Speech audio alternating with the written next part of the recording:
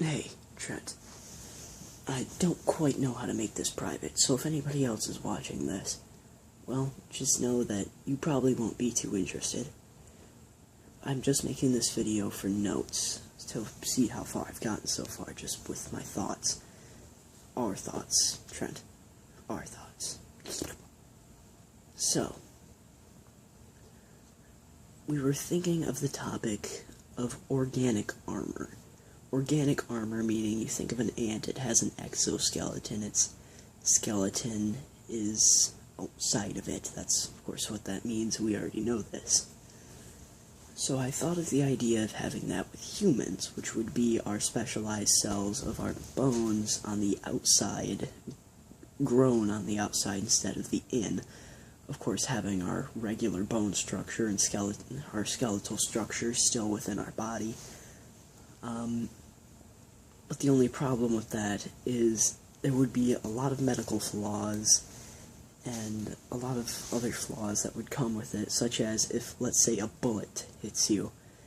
Bone is a very durable substance, but the regular handgun bullet goes at a couple 100 miles an hour, and that's going to crack through any thin or inch-thick layer of bone around you any day, even if and that would make it much worse for the inside, because then it would be keyholing and shredding up the soft, fleshy tissue it can rip its way through, making it very, very hard to get operations done on you, because of course the doctors would need to remove said layer of bone before they could operate on the insides of your body, and the cell regeneration on bone is not as fast as it is on your flesh, so you would be sitting for months with a shattered plate of bone on, let's say, your chest or your arm or wherever you got shot at. So that would be very detrimental to your health, and the chance of infection on the inside is also very high, and the chance of death during surgery is also very high, because the time it would take to remove said bone would take much longer than your body would really have to live in that case, depending on where you got shot. If you got shot in the hand or the arm, you might live, but like I said, removing the layer of bone would be a lot harder than just cutting through tender skin.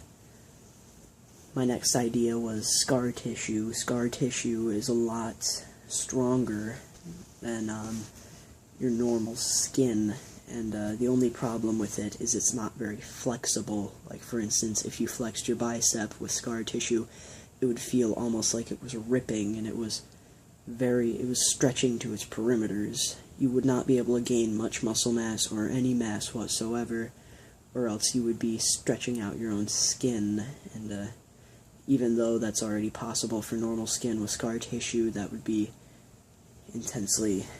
It would not be good. If you lost said weight or lost said muscle mass, your skin would not just go back to its original form. It would stay stretched out, and you would have humongous skin tags, I guess you could call them. And then I thought of the idea of just hardening our regular skin. Unlike scar tissue, that would just be thicker, more rubbery skin like an elephant has. They have very thick, strong skin, but they can't quite survive a fall off a building like you may see in Dumbo. Why did I bring that up? The problem with thickening our own skin is we would have to find some way to ramp up our cell production and stop our body from telling itself, this is how thick your skin should be, stop after it's this thick. For instance, if you shave the hair on your arm, it will grow back to a certain length and stop. Unlike if you cut the hair on your head, it will keep growing.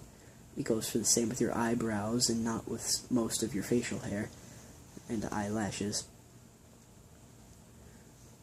Then I thought of the idea of just, now this is a very X-Men type thought, but automatically growing and removing the armor itself, which I can't say is impossible, because when it comes to medical science, or any science really, if you say something is impossible, automatically people are going to find some way to debunk it, because science is an amazing thing, and really, you never know what can happen. So this is pretty much as far as we've gotten. And my last idea, really, I mean, you can only go so far with the organic materials you're given. We're talking about cells here. You can't, like, automatically grow metal on your skin. I don't think there's any substances out there that are organic that resemble much metal, or many metals at that. The closest thing to metal I think you can get with organic materials would be ivory, and even that's fairly soft as far as armors would go. So, especially the specialized cells would be very hard to grow back on the outside. And all of this, I think you get my point by now. And another problem here with the growing and taking off is, we all know of the not the blister effect, that's something completely different. The scabbing effect, the tissue that is under a scab after you pull it off, that pinkish, fresh, new tissue after the first layer of tissue's been removed and healed, and then the scab peels off, the new layer of tissue is under it. That tissue would constantly be on you, because you would have essentially grown an entire new layer of your skin and then pulled it off, only leaving that fresh pink layer there. Even if you somehow degenerated said cells, and I have no clue as to how you would do that. I'm not going to say it's impossible, because again, those theories would be debunked very quickly. For instance, when it was said that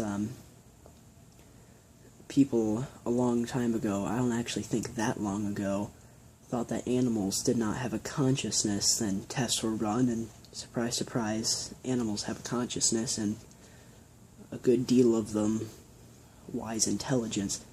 But this is as far as we've gotten so far. This is as far as I'm half asleep right now, I apologize. But this is all we've got. I guess I'll make another note video when we've come farther. I'm starting to just think our regular armor is not made of organic materials. Going on top of our bodies instead of growing from our bodies is a better idea anyway.